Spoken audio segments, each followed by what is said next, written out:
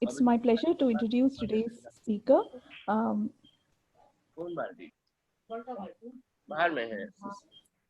and she's a consultant neurophysician, neurologist from Ahmedabad, and has 20 plus years of experience in the field of medicine. She has been trained under best minds of neurology at Harvard University, Boston, USA. And her special interest is in neuromuscular disorders and neurophysiology. And she has been actively involved in research in this area. And she has participated in clinical trials related to neuromuscular disorders and MND. It's very pleasure, doctor, to have you as our speaker today. Thank you so much. It's my pleasure as well. Yeah, thank you so much for accepting this at short notice. Thank you, doctor. Yeah, there are many questions, but we will try to, in 1 hour, we'll try to cover as many as possible. Sure.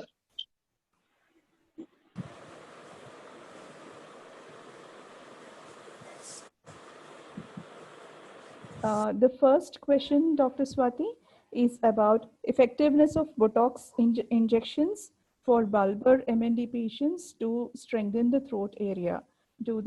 Are they helpful? So first of all, you need to understand that Botox is actually a neurotoxin. So it actually makes your muscles weak. Okay, so it's not supposed to strengthen your muscles. So in a patient with bulbar MND, if they have a lot of spasticity, so a lot of stiffness in their muscles, then sometimes we can use Botox to make it less stiff, so make it relaxed. Okay, so the Botox is not going to actually strengthen your muscles. In bulbar MND patients, we use Botox sometimes when they have a lot of drooling, so they have a lot of saliva coming out of their mouth. So to reduce that salivation, sometimes they are given Botox in their salivary glands where all this saliva is produced. So to reduce that salivary production, the Botox is given into the salivary glands. Botox is not going to strengthen your muscles in the throat. Thank you, doctor. The next question is, over the time, I have noticed my pulse to be very lost within herself. So can we have any medicine for depression, anger management, or the mood, happy mood? Certainly. See, for any chronic illness, there is some element of reactive depression. Okay. So like everybody goes through phases of mood changes when somebody goes through diagnosis like MND or cancer or any kind of these kind of illnesses. So initially there would be anger, like why this thing has happened to me. And so a lot of those questions come to your mind. And then slowly the acceptance comes in, and everybody deals with the illness differently. Some take it more positively, others become more withdrawn and depressed and all. So there are definitely medicines that can help them deal with this pressure, so to elevate their mood. And if you, the patient or their family members feel that the patient is depressed, they should talk about this with their neurologist or their primary care physician. And based on if they have any other medical conditions and all, they can pick the right antidepressant for the patient. And it is very, very appropriate to start them on the antidepressants. But the thing is, you have to be very open about discussing these issues with your doctor. See, a lot of times doctors ask, but patients say, no, that's fine. He sometimes is sad, but other times he's fine. They try to undermine the depression part of the illness. So you have to be open about discussing these issues. Then only the doctor can start the right medicine for you. Yes, doctor, thank you. Yeah, it means. Bharti, sorry to interrupt, but those who are not coming, others, please mute yourself so that there is no disturbance.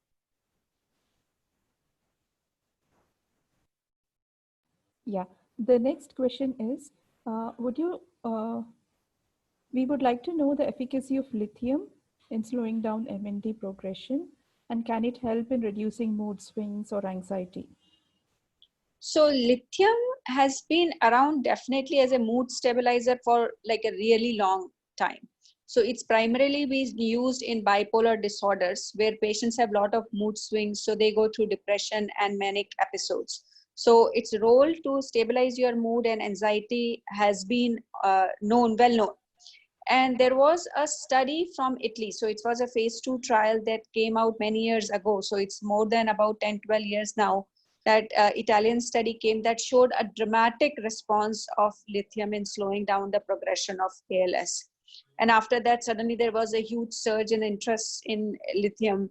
And there were a lot of animal model studies which also showed that lithium has a regenerative properties, and it will probably slow down the disease progression in ALS patients.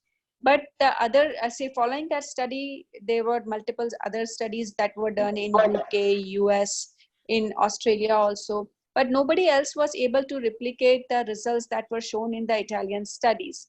So it's possible that the dose that the Italians picked, maybe that's not the right dose. A lower dose or a higher dose of lithium may be more effective. But I think since nobody else could really replicate those results, the keen interest in the lithium has died down. But there is some still belief that lithium may have some of those benefits, but they couldn't actually show that in again in the human trials that this actually had the same effect. But definitely for mood and anxiety, it's a very well known drug. The only problem with lithium is that you have to monitor the drug levels when somebody is taking, because higher levels can cause toxicity. So it has to be given in a certain dose to maintain those levels appropriately. And there are newer drugs which don't need to be monitored in that sense. So people don't use that as a first choice for just in ALS patients as for mood. Yes, doctor, thank you. And the next question is how to differentiate between benign fasciculations and MND. And if fasciculations or twitching is increasing, does that mean muscle loss? Can we give immediately some injections of B12 or protein or nutrients, which might help reduce that? So there are two different parts to this question. So first is, how can you differentiate benign fasciculations from motor neuron disease? Okay.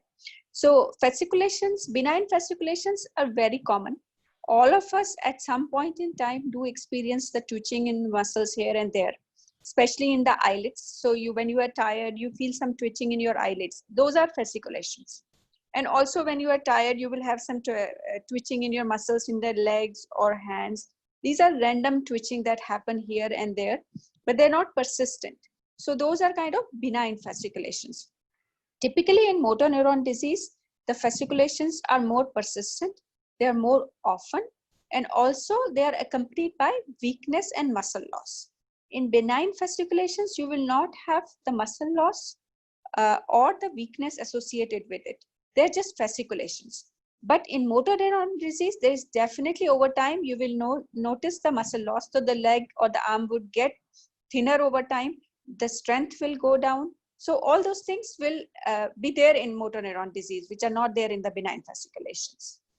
And the second thing is, does the increased frequency of fasciculation does not mean that you are losing more muscle. See, fasciculation is an abnormal discharge from the nerve. Okay. So that does not mean the nerve is dying. Okay. So if you are having more, some patients have a lot more fasciculations, same, like they could all be progressing at the same rate, but some patients have more fasciculations, other have less. It also depends upon the physique or the build of the patient also. Sometimes patients who are more chubby, you don't notice as many of the fasciculations. Patients who are thin, don't have as much of subcutaneous fat, you will notice a lot more fasciculations in those. So that does not necessarily correlate with the speed of the muscle loss. If the fasciculations are bothersome, usually we give them medications. So you can give them B12 supplementation.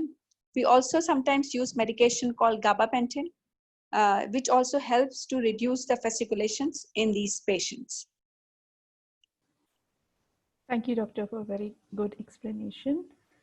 Yeah, the next question is there any way to differentiate between PLS and ALS? Can PLS show only with bulbar symptoms? So for that, you have to first understand motor neuron disease is not a single disease. So it's a spectrum of disorders. for somebody, like for us as doctors, to call somebody as having a motor neuron disease, we look for certain things on examination. Okay, so there are two components to examination. One is signs of lower motor neuron involvement, and the other is the signs of upper motor neuron involvement. What do we mean by that is, upper motor neuron is your neurons that are in your brain. Lower motor neurons are the neurons that are in your spinal cord. So in motor neuron disease, the disease is diffusely affecting the neurons in the brain as well as in the spinal cord. So when patients have signs of disease affecting both these set of neurons, then we feel that patient has motor neuron disease. So what will be the signs of upper motor neuron? Would be more like stiffness, the jerks are very brisk, there is more jerkiness to the responses. Lower motor neuron will be the loss of the muscle, the fasciculations, the atrophy, the muscle loss. All those are the lower motor neuron features. So not all the patients have everything at the same time. Some patients have just the lower motor neuron signs, but they don't have as much of upper motor neuron signs. Some patients have only the upper motor neuron signs, but don't have a lower motor neuron sign. So the spectrum varies from just having the upper motor neuron to mix of both to just having the lower motor neuron signs.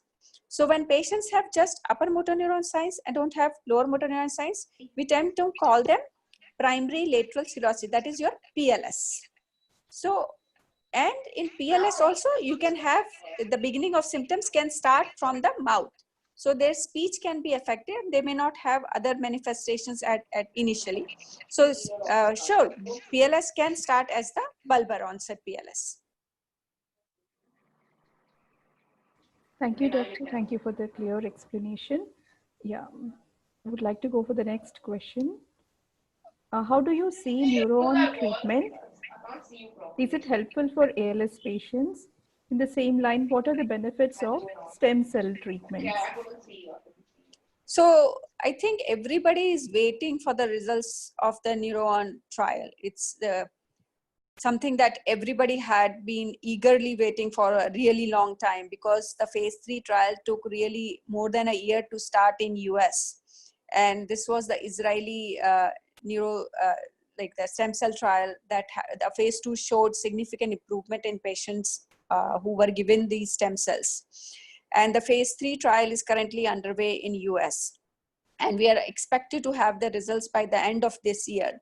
I think that's when we would know whether this really works or not. But the phase 2 data looked very promising. But that also may or may not work for everybody with motor neuron disease. So they had in that trial selected patients who were quite rapidly progressing. Okay, so they had a very selected group of patients that they had given the stem cells initially. And in those, it did seem to slow down, or at least in some patients also stabilize the disease in the 3 to 4 months that they had given the injections. They had only given one injection in the initial phase 2 study. In the subsequent phase 3, they are planned to give 3 injections. One, and then second at 2 months, and the third one at 4 months. So they would know if the benefit lasts longer than that. And we also would know in this study whether the improvement that they noticed was more temporarily initially only, or is it a more lasting improvement from these stem cells. See, what you need to understand is the stem cells in patients' mind is more like they're going to regenerate your nerves, which may or may not be possible. What the scientists are hoping from stem cells is that the neurons which are sick but are still not dead, they can support those cells, and so that they can live longer. So you can slow down the disease significantly by supporting those sick neurons by injecting these stem cells. To regenerate the nerve, I think it's a much difficult process, because the neurons lie in your brain and the spinal cord. The nerve that originates from the spinal cord travels a long distance, then go up to your fingertip or your toe. So for a nerve to regenerate, if you inject the stem cell into your spinal cord, you have to generate a new nerve that has to travel that path again and make that connection with the muscle that is in your arm or in the leg. which may or may not always happen. So we are not talking about regenerating the nerve altogether by doing these stem cell therapies. But what we are hoping is by giving these stem cells, we might be able to slow the disease by supporting the neurons, which are not dead, but they are sick. So you can have people can live much longer. You can delay the need for a ventilator or the respiratory involvement or the speech involvement, swallowing problems. So people can have a better quality of life. I think that is what is the aim with the stem cell therapy in general. Thank you, doctor. Thank you for explaining. Yeah. The next question is there any research going on in India and any path-breaking technology or research going on in India? I won't say any path-breaking technology or anything. There's a lot of research definitely is going on. So a lot of basic scientists in India also are working on motor neuron disease.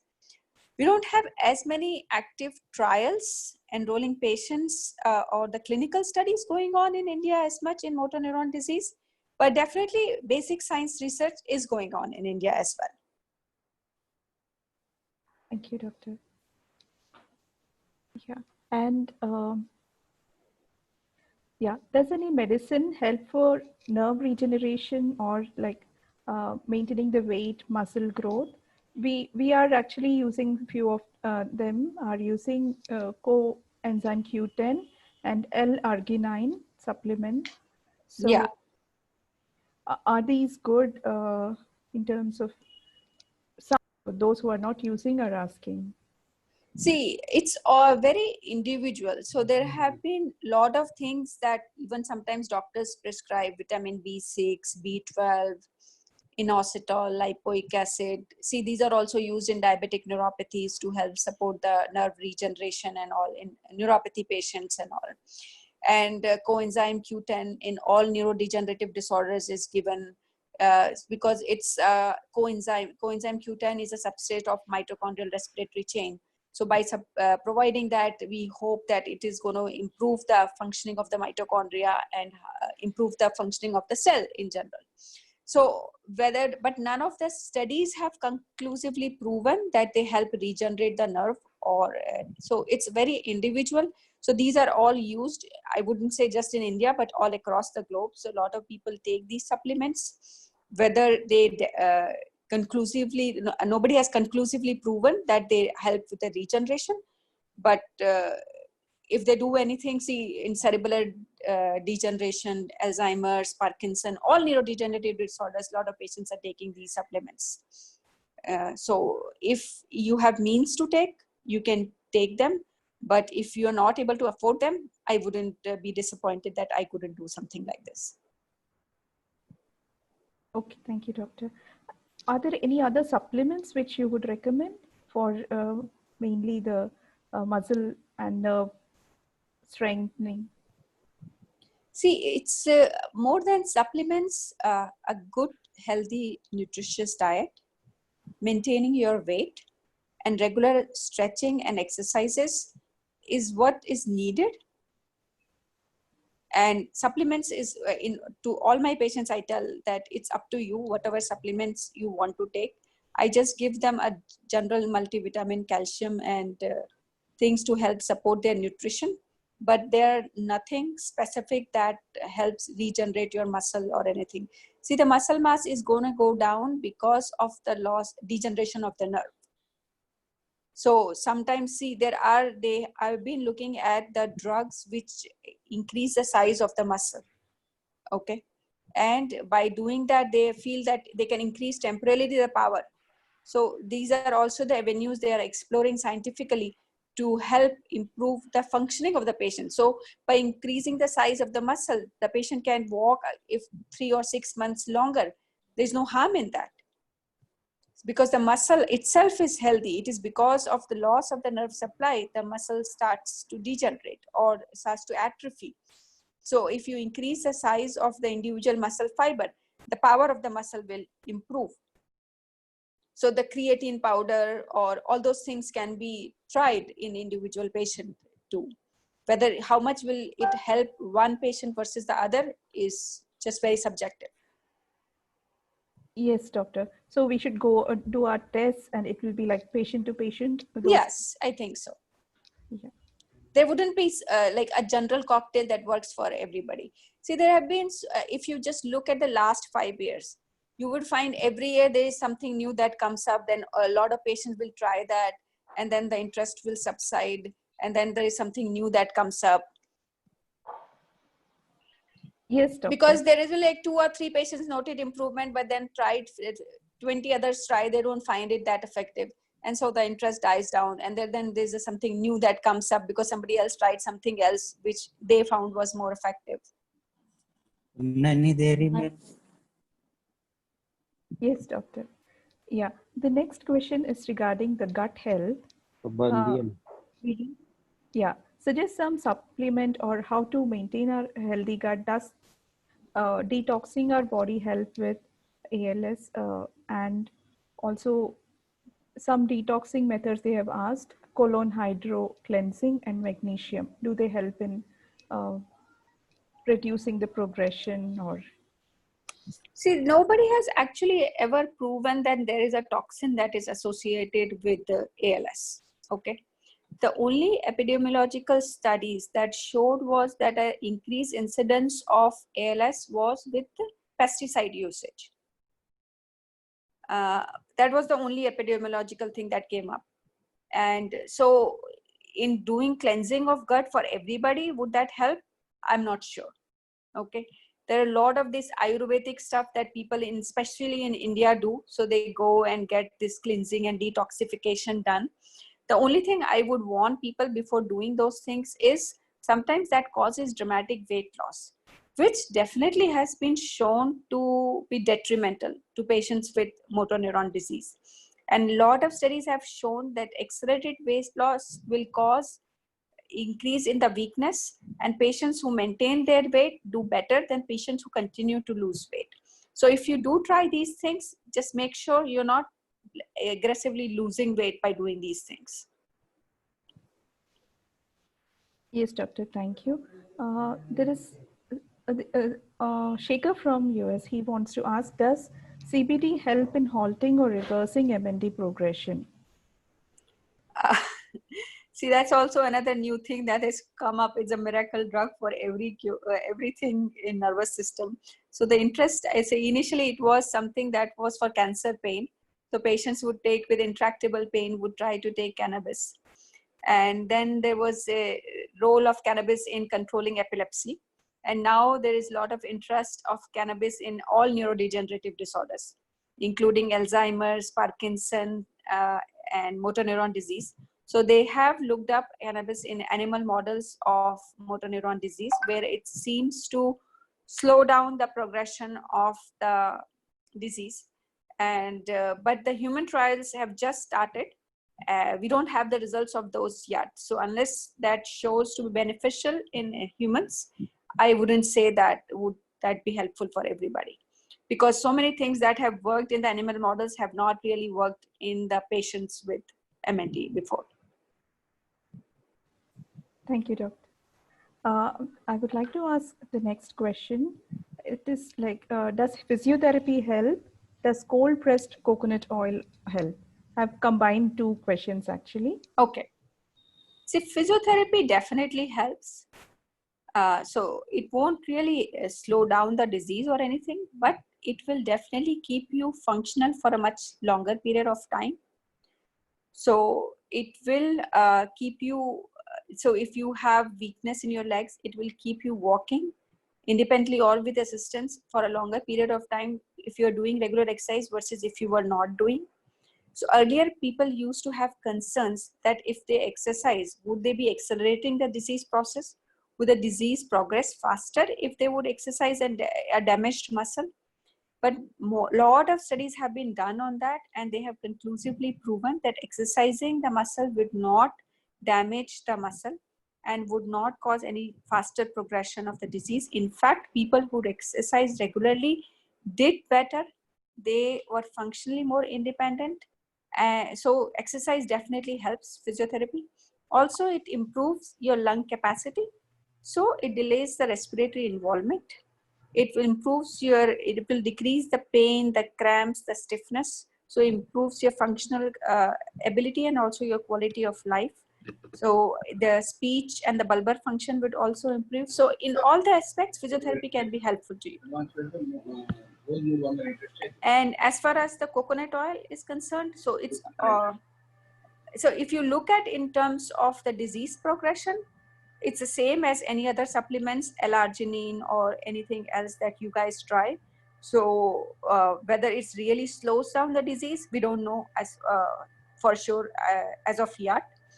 But definitely there is role of diet in ALS. So there have been studies that have been done with high-fat diet, which show that high fat diet may be more protective. So they have done, they fed high fat diet to animal models and they seem to be functioning better. So in that sense, maybe because of the high fat content of the coconut oil, that it may be a good high calorie source, which may be beneficial to patients with motor neuron disease in maintaining their calorie requirement and the fat content. But whether it will actually slow down the disease, that needs to be determined. Thank you, doctor. So in the physiotherapy, we should do all the exercises, but we should not involve weight training, right, doctor? You should not do, you can do weight training, but more in terms of the endurance training. So what I tell them is do low weights, so half a kg or 1 kg weight, and do multiple repetitions to build up the stamina of the muscles. I don't want you to be doing 5 or 10 kg weights, or so you drop it on yourself or damage, cause some injury. I'm not trying to build you muscles. You want to increase the stamina of your muscles. So doing lower weights with multiple repetition is the right way to do it if you want to do weights. Thank you, doctor. The next question is about, have you heard about Dr. Badlak's 48 certified ALS reversals? They are following healing processes like meditation, pranayam, yoga, leap to be fit, LCD, Okay. NAD plus. So they are all taking these supplements. Okay. They are claiming about 48 ALS reversals. Okay. Have you heard about this? That's the No. question. I would be very skeptical about the reversal part.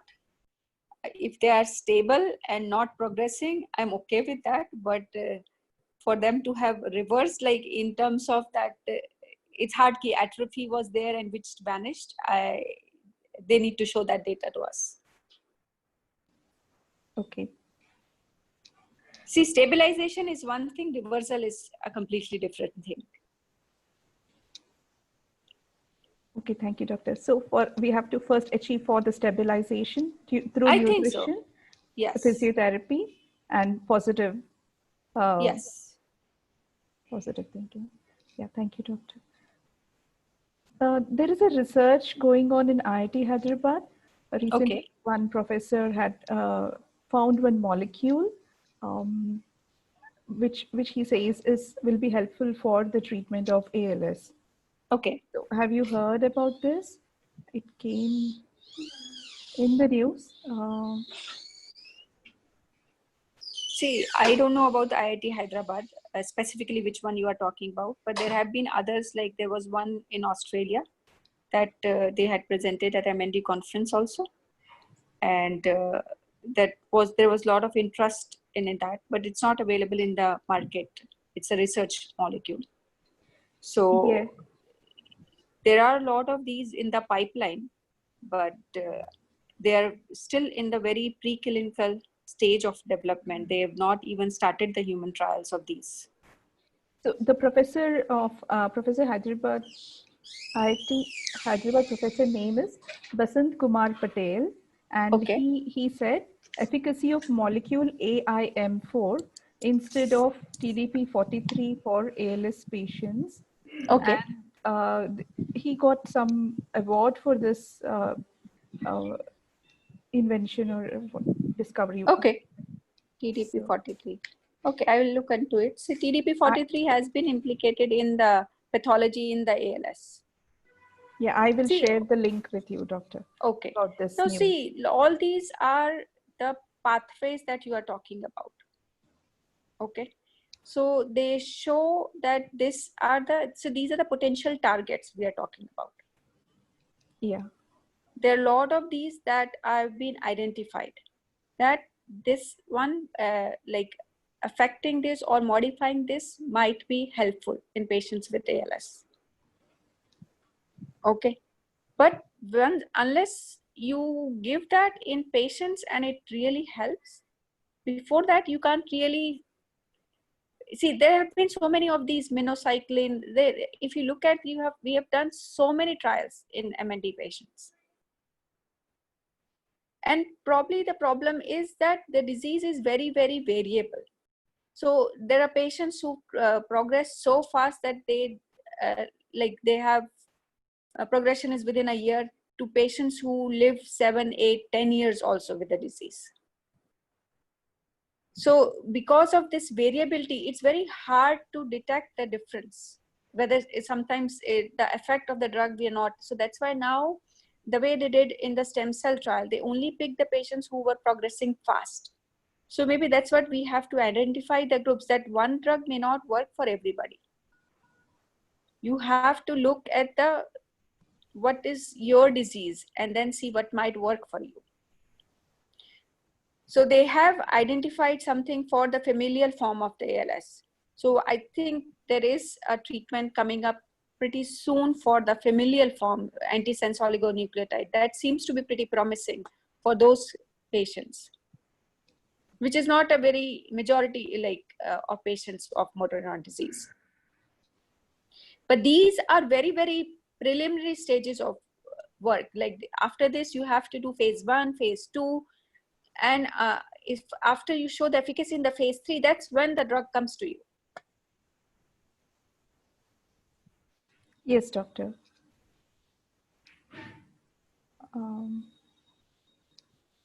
Yeah, we have 1 or 2 more questions.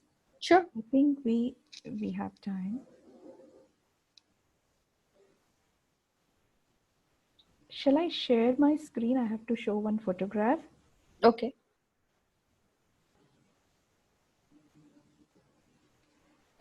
Can you give me permission to share the screen? I have to? No, or the host. Okay. Panel or Anshul? Or Pinakin?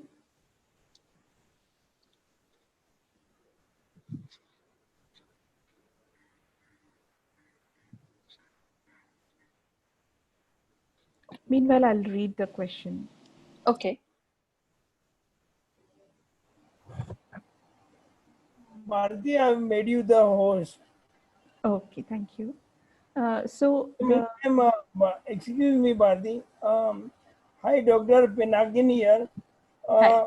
Would you be interested in doing a trial by yourself in Gujarat, or maybe, if possible, if you have a chance? See, the problem in India is patients come initially 1 or 2 visits. They don't come for regular follow-up. Okay.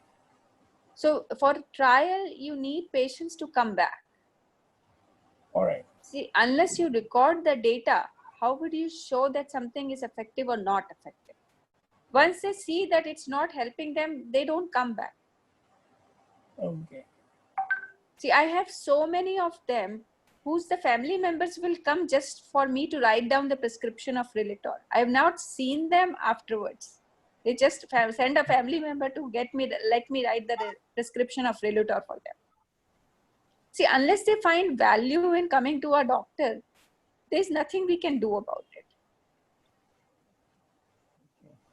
And the doctors locally will tell them there is nothing that can be done about the disease. There is no treatment available. You just sit. Seva karo. That is what they tell them. All right, Bharti, carry on.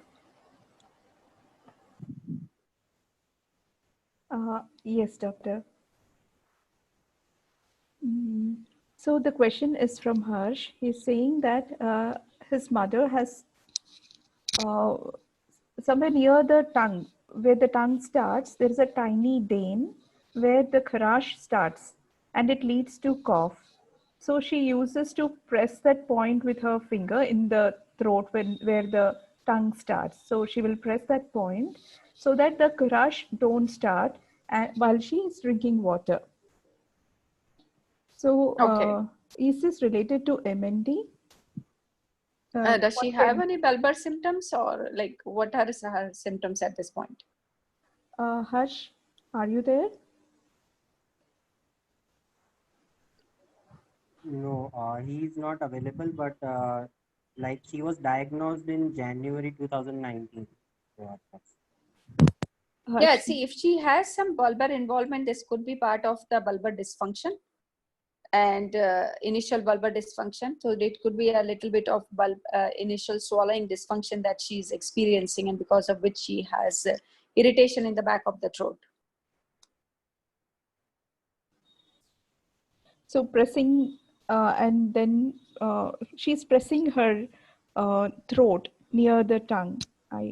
Let me try to share the screen.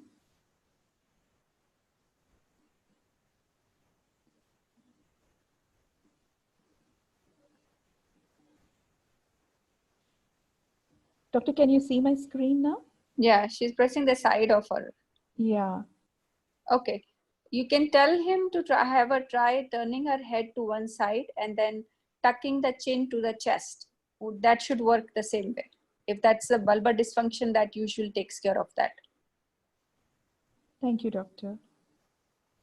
Yeah, we are done with the questions.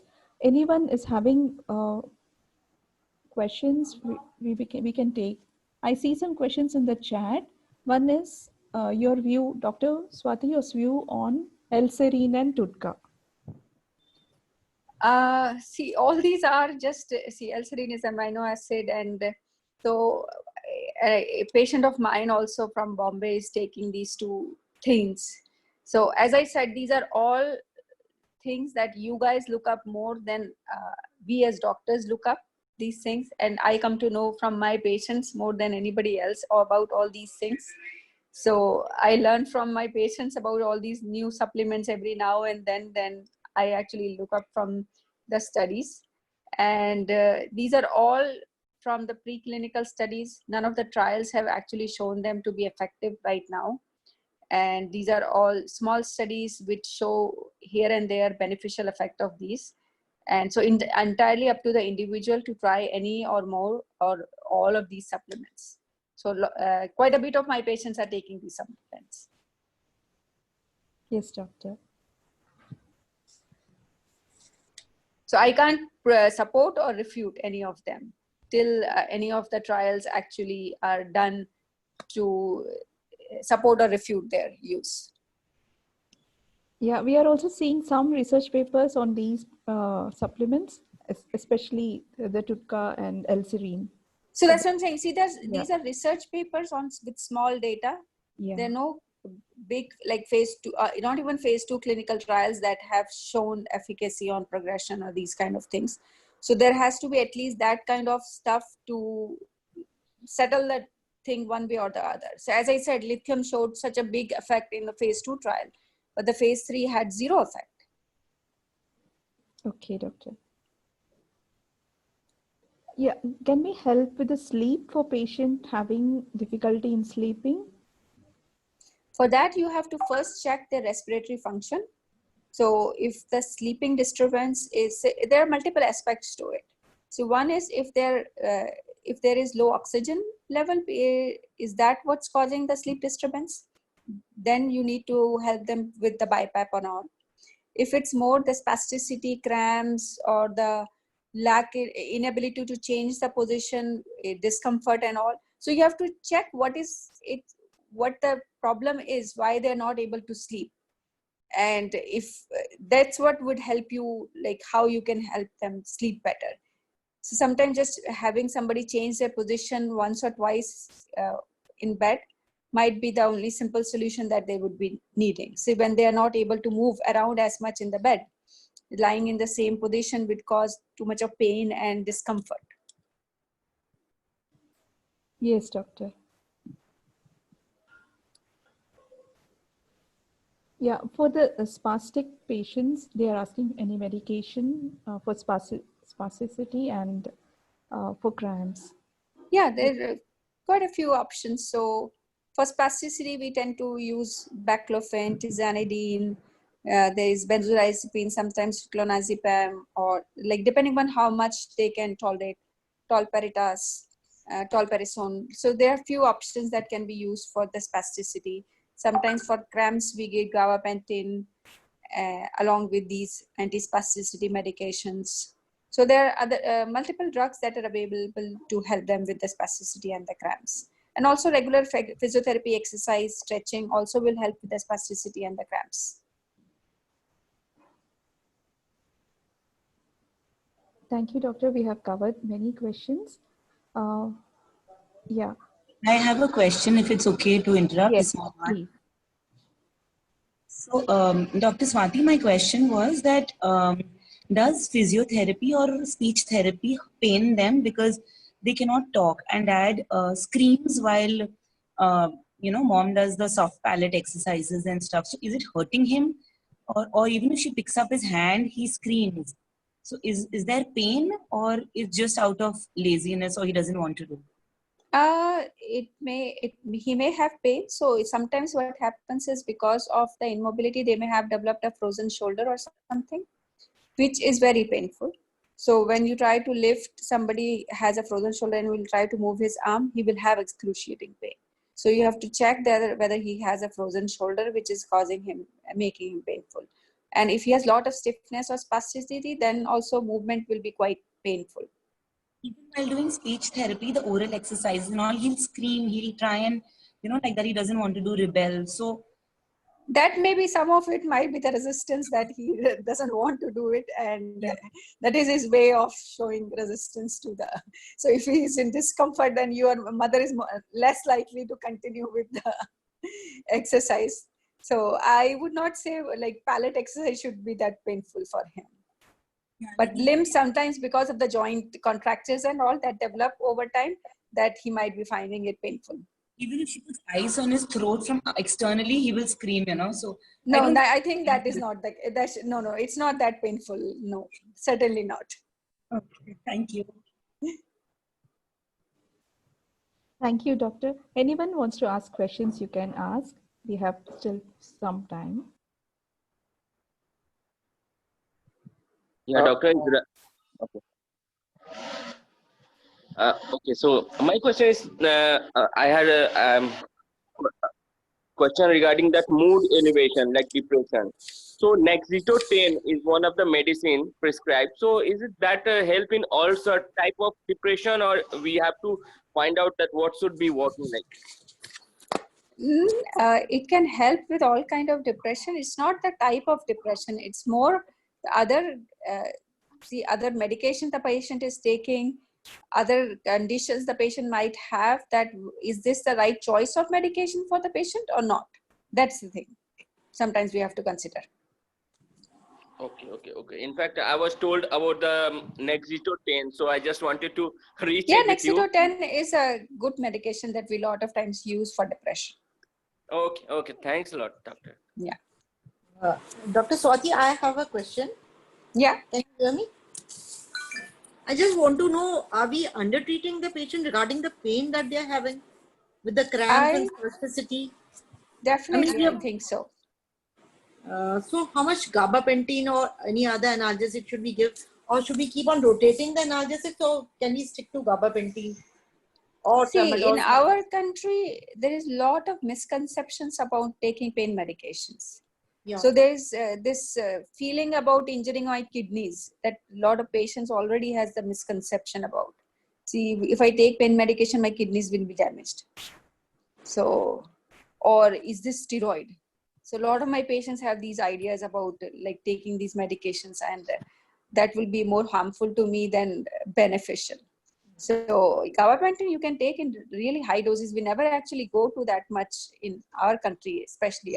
See, we stay at very tiny PD doses of gabapentin. Gabapentin can be given up 3,600 milligram in a day.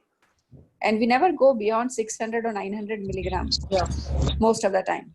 So we are definitely under treating. Partly, I think it's, I would say both the barriers are from patients as well as from doctors.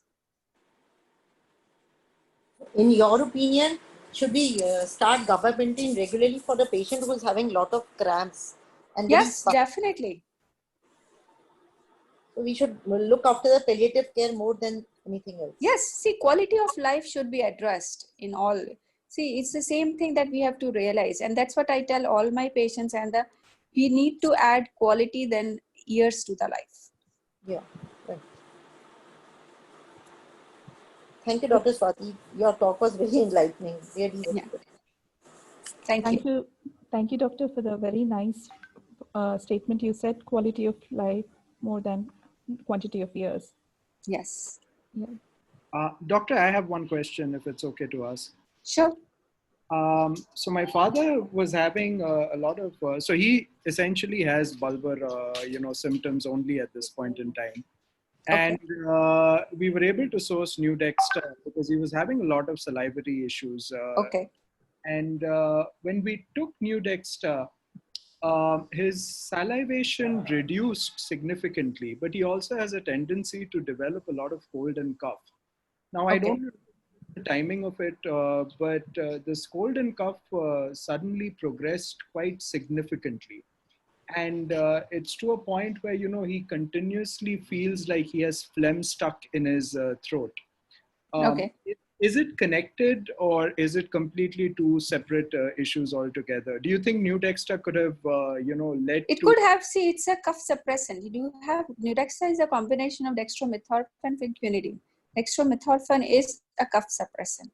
So that could be the reason that he's not able to bring the phlegm out partly, and which is causing the secretions to become thick inside, and which is partly the reason that he feels there is a continuously. And also it partly could be because of the bulbar onset of the symptoms.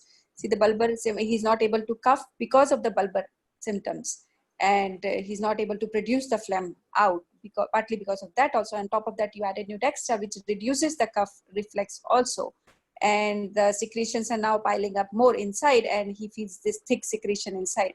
You can try some steam inhalation for him to try and loosen, and N-acetylcysteine sometimes helps break the thick mucus. And with that, try some physiotherapy, try to bring the secretions out. So chest physiotherapy, give him N-acetylcysteine, steam inhalation followed by chest physiotherapy. That might help loosen his chest. Okay. Thank you. You're welcome. Hello, doctor. This is Manoj here. Can I ask one question? Yeah. My mother is having a lot of issue with the cramps and a lot of discomfort, and she's basically not able to sleep due to that. We tried giving baclofen up to 50 mg, dividing into 3 different doses, but they seem to make her more disoriented, where she was not able to understand what we were talking. So our doctor suggested to kind of taper it slowly. We also give her Triptomar 10 mg in the night, but that sometimes seems to work, but sometimes it doesn't work at all. Like last night, she doesn't sleep. She doesn't sleep for 2 nights, 3 nights continuously, and she needs somebody sitting by her side all the time, doing some light massages, some stretching. And as long as nobody is there, she becomes very restless, and she makes a lot of noise from the wind. She can't talk. She's a bulbar, but she's still able to shout from the vocal cord kind of thing. So we kind of not sure what should we try next. I think gabapentin definitely for her, plus add something for anxiety. Part of it could be anxiety of being alone at night. That, as you're saying, if somebody's there and continue massaging or doing something, she might feel more reassured. So giving a little bit of some anti-anxiety medication along with gabapentin, the combination might work better for her. So what is the dose, doctor, for gabapentin? You have to check with your doctor and then start it. Okay, sure. We'll do that. Okay. Thank you. Thank you so much, doctor. Thank you. You're welcome.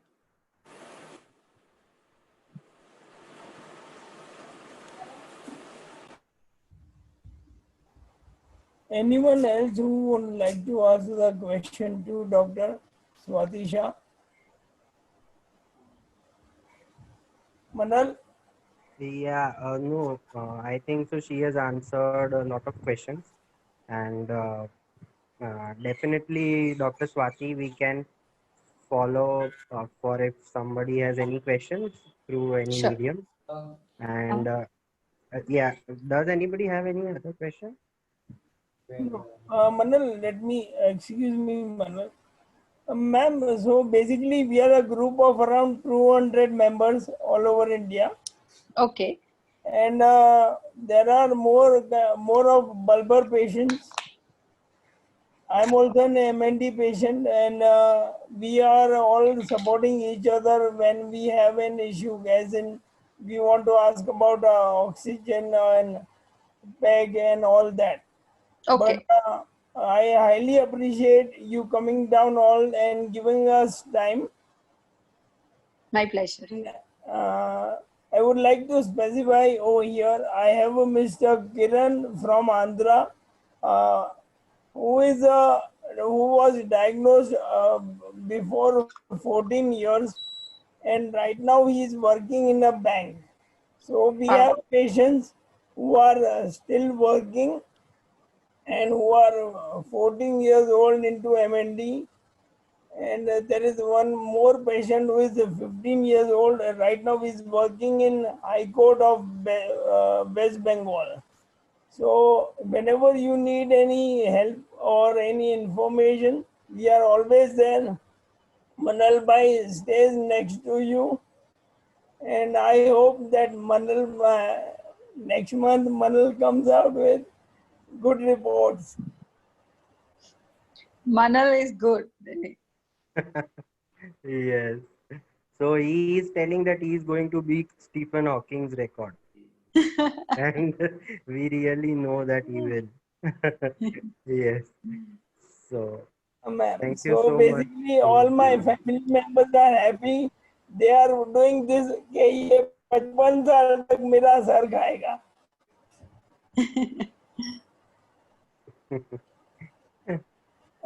I would also like to Okay, thank you so much, doctor. Yes. My pleasure. Bye. Thank you, doctor. We got so much information today, and especially about the nutrition, about the physiotherapy, about the quality of life that we have to concentrate on.